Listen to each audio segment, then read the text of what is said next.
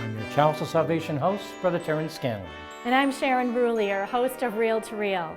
We'd like to take this opportunity on behalf of all of our co-workers to wish all of you, our viewers, a blessed Christmas season. Because of your generosity and prayers, we're able to bring you the gift of our programs into your homes throughout the year. In a special way, we thank those of you who have generously responded to our annual Christmas appeal.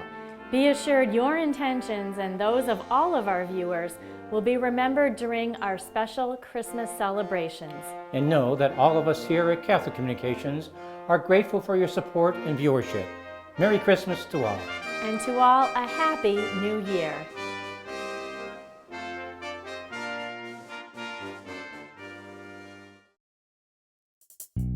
Coming up on this edition of Reel to Reel. I'm Terry Hegarty. I'll tell you why young diocesan Catholics gathered for fun, fellowship, and prayer. Mark Giza tells us about a few blockbusters you'll want to catch in theaters this holiday season. And a Chicopee parishioner becomes the oldest new member of the Knights of Columbus. These stories and more are just ahead on this edition of Reel to Reel. From throughout Western New England and beyond, this is Reel to Reel, your window on the world around you.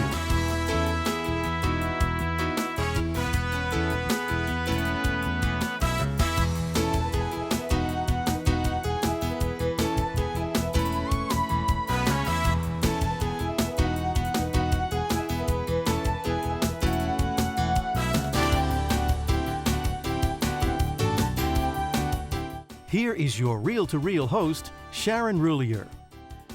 Hello and welcome to Reel to Reel. Outreach to youth was the theme for two recent events as hundreds of teenagers gathered for workshops, prayer, and a little bit of fun recently.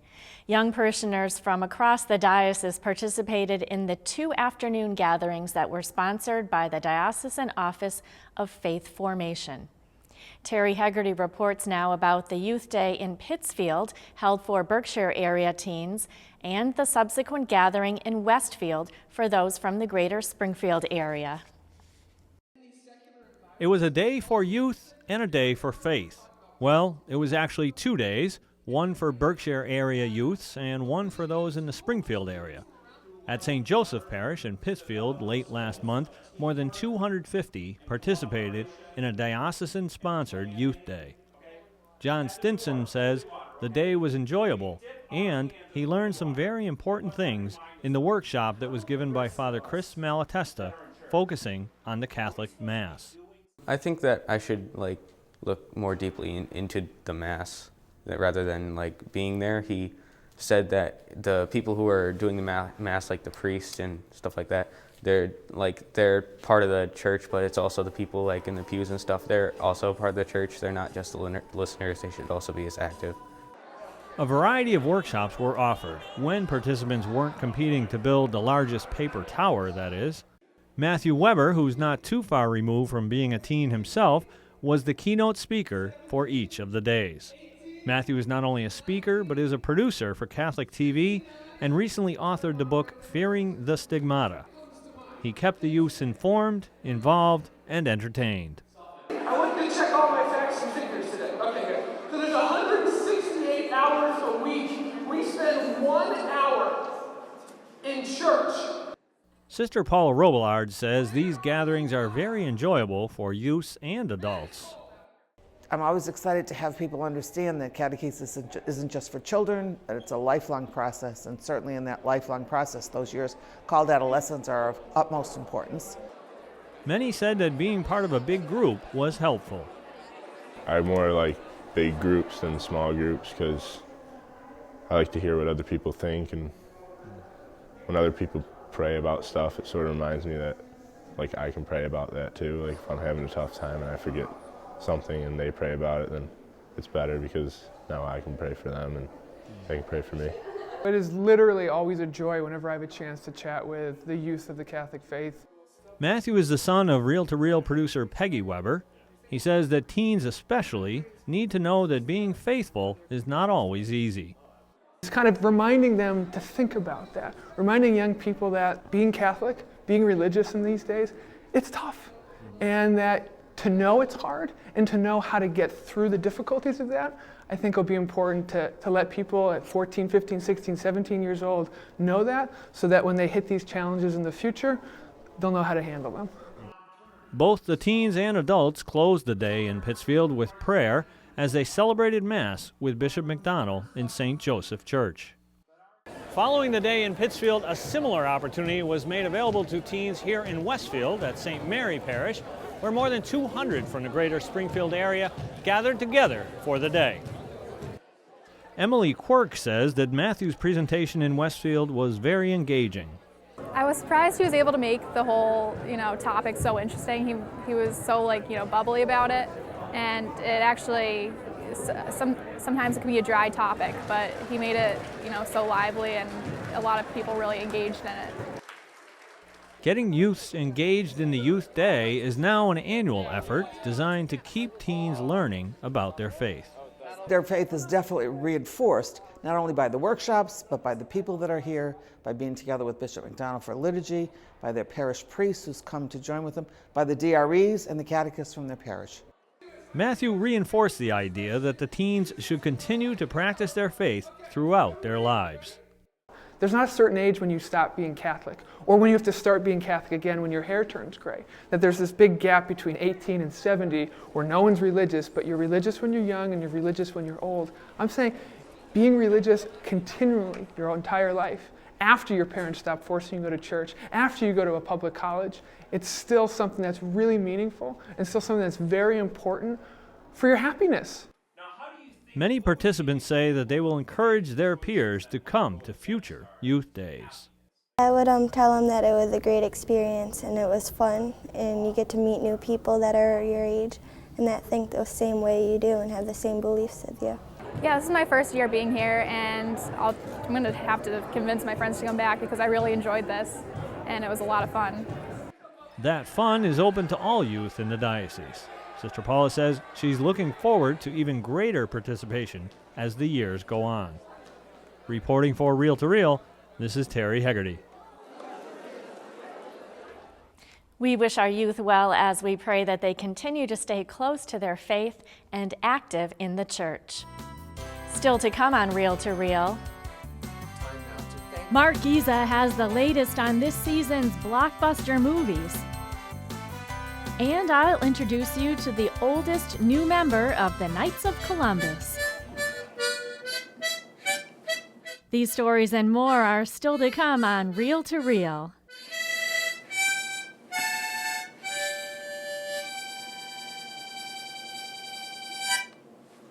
Yay!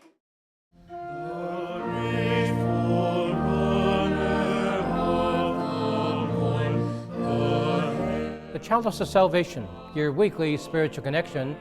I'm Passionist Brother Terrence Scanlon, your Chalice host, inviting you to join us on Sunday morning at 10. Join us this week as we welcome Father Matthew Alkenbright and students from Cathedral High School. The Chalice of Salvation, your weekly spiritual connection, Sunday morning at 10, here on 22 News. Our family has spanned the centuries and the globe. With God's grace, we started hospitals to care for the sick. We established orphanages and help the poor. We are the largest charitable organization on the planet, bringing comfort to those in need. We educate more children than any other institution. We developed the scientific method and founded the college system. We defend the dignity of human life and uphold marriage. Guided by the Holy Spirit, we compiled the Bible. We are transformed by sacred scripture and sacred tradition, which have guided us for 2,000 years. We are the Catholic Church, with over 1 billion in our family, sharing in the sacraments and fullness of the Christian faith. Jesus started our church when he said to Peter, the first pope, "You are rock, and upon this rock I will build my church." So if you've been away from the Catholic Church, we invite you to take another look. Visit CatholicsComeHome.org today. We are Catholic. Welcome home.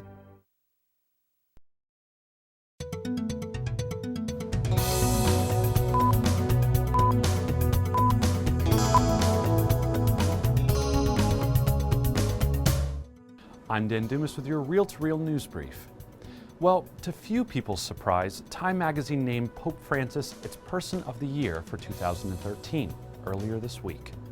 While he doesn't seek accolades, his spokesman said the Pope was pleased at being named Time magazine's Person of the Year as long as it helps attract people to the hope of the gospel. Pope Francis is the third pontiff to receive this recognition, joining Blesseds John Paul II and John the 23rd. The award is given to an individual who has had the greatest impact in the last year.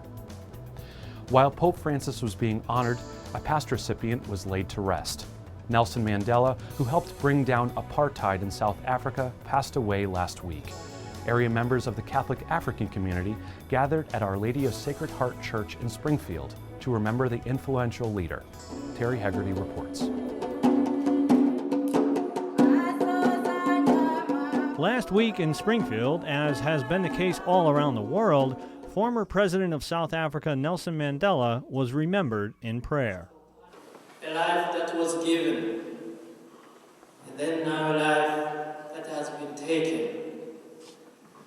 But something in between happened, and that was we are celebrating, the life lived. Mandela passed away December 5th. At an African Mass held at Our Lady of the Sacred Heart Parish, the world leader, best known for bringing a peaceful end to the oppressive practice of apartheid, was recalled as one who stood against evil. To celebrate Mandela today, it's not really only to celebrate a legacy, but also to, to say we still have a long way to go to build this community in our own countries where everybody can live peacefully. Father Fidel is a Jesuit priest from Burundi. He was the principal celebrant for the Mass, where more than 50 worshipers attended.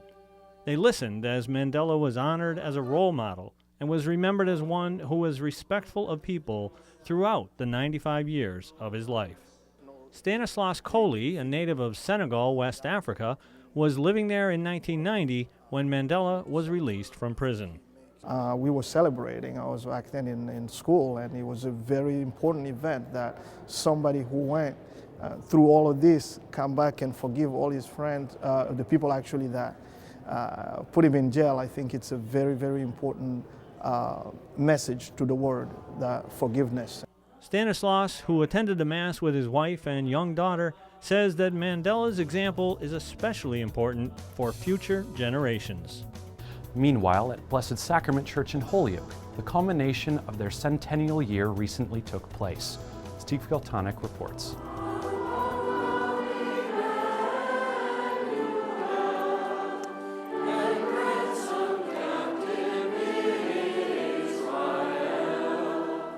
On November 30th, Blessed Sacrament Parish in Holyoke concluded its 100-year anniversary celebration with a final centennial Mass, concelebrated by Springfield Bishop Timothy McDonnell, Father Robert Gentile, Father Norman Bolton, and Father Francis Sullivan.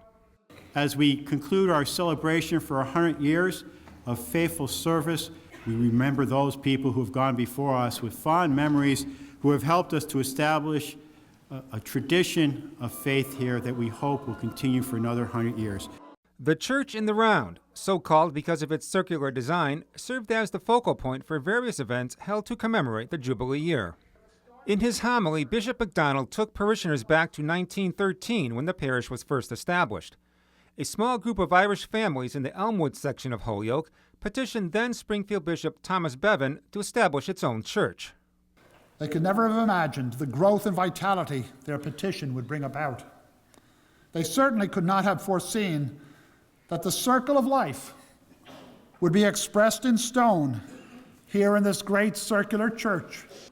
For the Mass, Father Gentile also changed the normal look of the altar to recreate the dedication Mass, which took place on June 15, 1953, with Springfield Bishop Christopher Weldon the main celebrant. After Bishop McDonnell gave the final blessing, parishioners immediately left for the Centennial Gala held at the log cabin. Here, a book of memories was handed out to parishioners highlighting the many centennial year events. We've been able to accumulate some great history and wonderful photographs. But we've gone out and we've actually asked parishioners, tell us about your fondest memory of Blessed Sacrament. It could be perhaps a wonderful milestone that happened in the church, or a great pastor that they remember fondly, or a construction element that went on. As the parish closed the book on 100 years of faith and community, a brand new chapter in Blessed Sacrament's history began. Happy anniversary. Ad multos annos.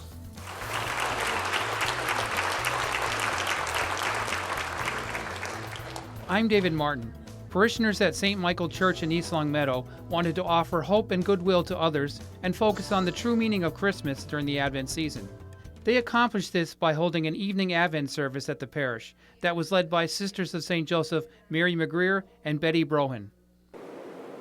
As we light our second candle, we bring to mind all those places in the world where people have been forced from their homes and are separated from their families, and ask for the light of hope to break through.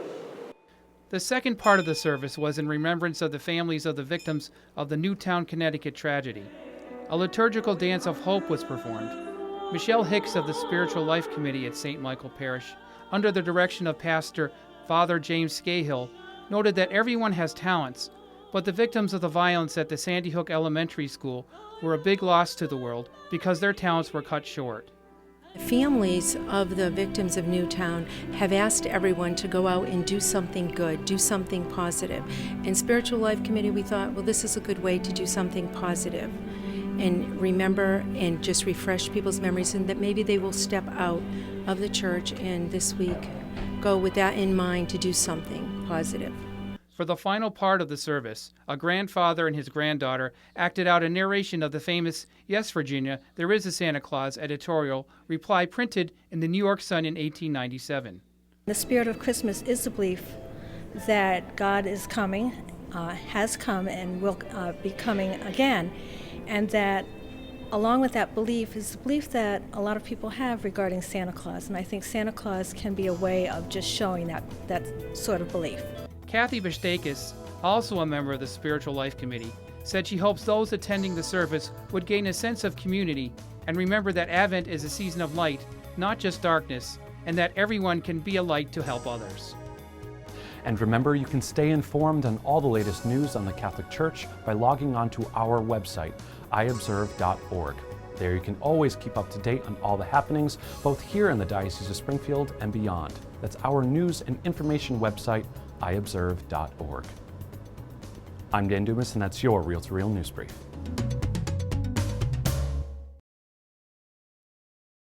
I'm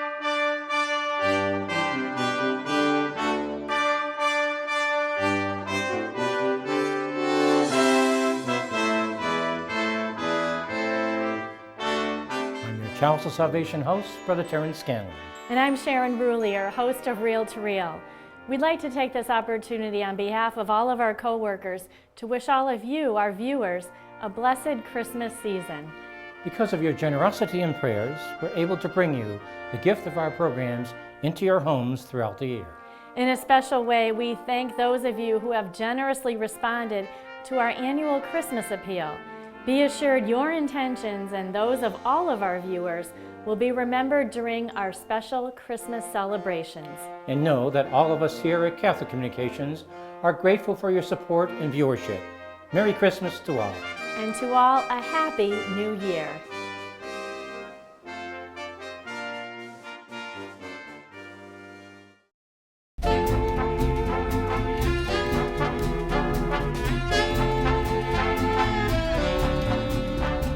Emma Thompson strikes gold, Disney has another hit with Frozen, and The Book Thief really gets us thinking. Let's go to this week's Real Culture. It's #1 at the box office for a reason. What a great family film. The story of a fearless girl named Anna who sets out on an epic journey teaming up with a reindeer named Sven and a mountain man named Kristoff. They try to find Anna's sister Elsa, whose icy powers have trapped a kingdom in eternal winter. Oh, it may sound a little hokey, but it's Disney, and it's pure magic.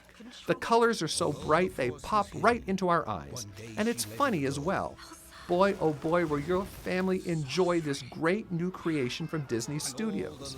Go and be prepared to smile, because we all learn a very important lesson from this film. family is everything. Now we just have to survive this blizzard! That's no blizzard! That's my sister! Now, sticking with the Disney theme, Saving Mr. Banks depicts the untold backstory of the 20-year struggle to get Mary Poppins onto the silver screen. Walt Disney, played by America's favorite actor Tom Hanks, makes a promise to his daughters that their favorite book will become a big movie. Enter Emma Thompson as P.L. Travers, armed and ready to fight them tooth and nail to have it done her way.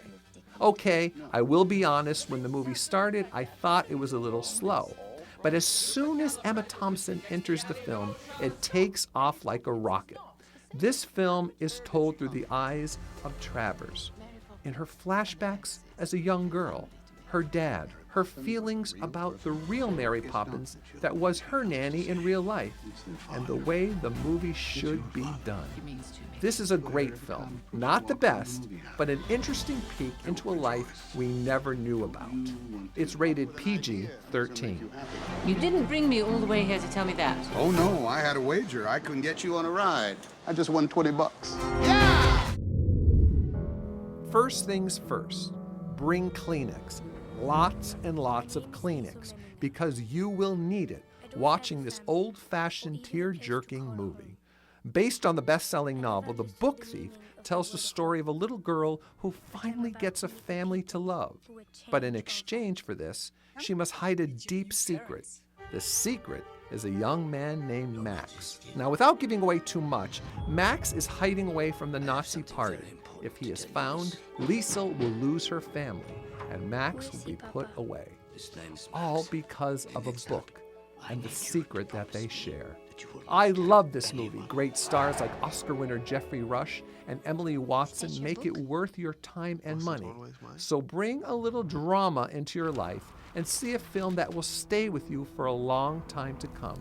And just remember, the secret word in this film is the word hope, because we all could use some of that these days. Listen, where have you been?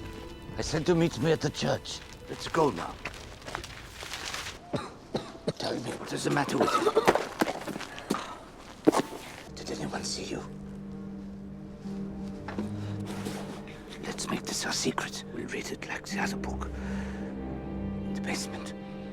Thank you, Papa.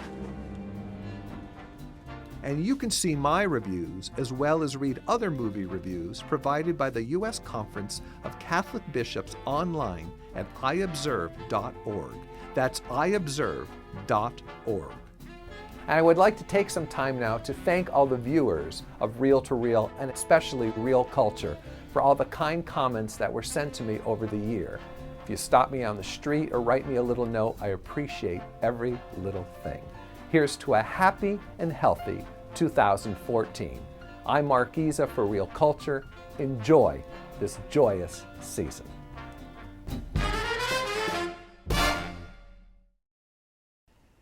This fall, one Chicopee parishioner joined the Knights of Columbus.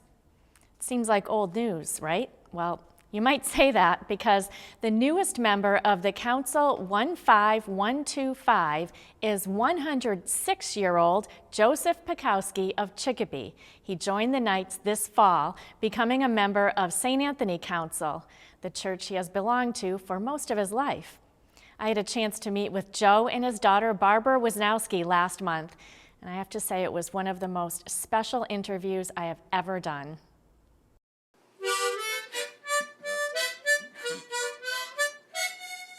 Joseph Pekowski was born on October 30th, 1907 in Holyoke. That year, the Chicago Cubs won the World Series. Hershey Kisses were introduced. The silent film Ben-Hur debuted, and Ford added models R and S to its Model T. Joe moved back to Poland with his mother and siblings when he was 5 years old, finally returning back here when he was 15. He married his wife, Viola, in St. Anthony's Church in Chicopee in 1941. Together, they raised their daughter, Barbara. In his early years, he owned and operated Park Lunch near the X in Springfield, and later worked as a sheet metal worker for Gilbert and Barker. Today, at 106, Joe Pekowski is retired with 2 granddaughters and 2 great-grandchildren. He still lives on his own in the house he shared with his wife, who passed away in 1999. He's in wonderful shape, walks without much assistance, and says he loves his old age. I feel good. I thank God that He keeps me in this world. It's a beautiful thing for the world if you can live, let God let them live longer, you know. That's the heaven. Thank you, Lord. It's that faith that has always been important to Joe, marked with 2 recent special events: his induction into the Knights of Columbus and a birthday celebration following Mass at St. Anthony's. Happy birthday, dear Joseph. Happy birthday to you.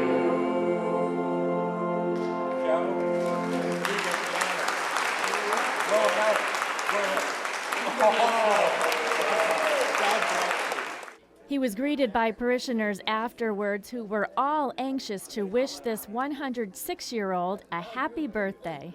Joseph, you're amazing. Okay? God bless you as you begin your 107th year. Well, I pray every day. I know you do. I know you do.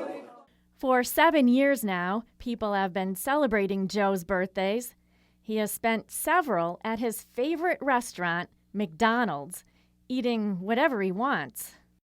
Well, the chicken sandwich and the egg sandwich and some sandwiches you figure, Michael.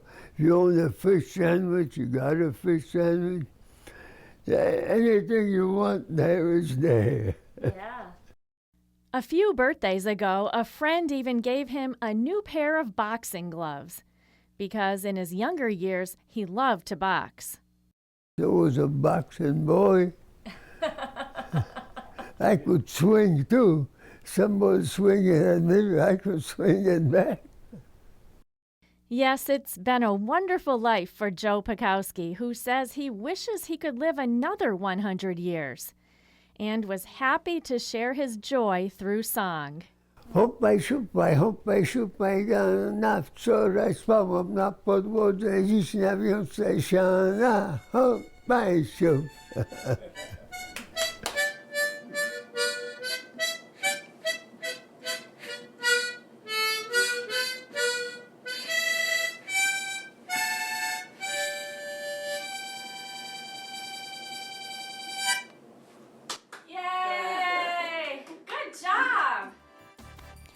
What a sweet, sweet man who loves his life, his family, and his faith. Just a wonderful interview, and I really hope that we're able to celebrate many more birthdays with Joe Pekowski. And that's it for this week's program.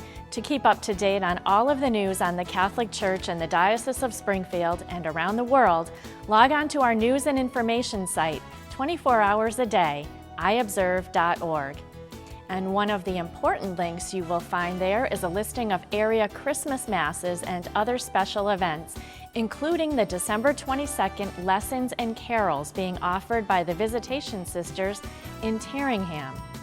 For more on that and other seasonal celebrations, log on to our special link at iobserve.org. And please join me again next week for another edition of Reel to Reel, your window on the world around you. Have a great week.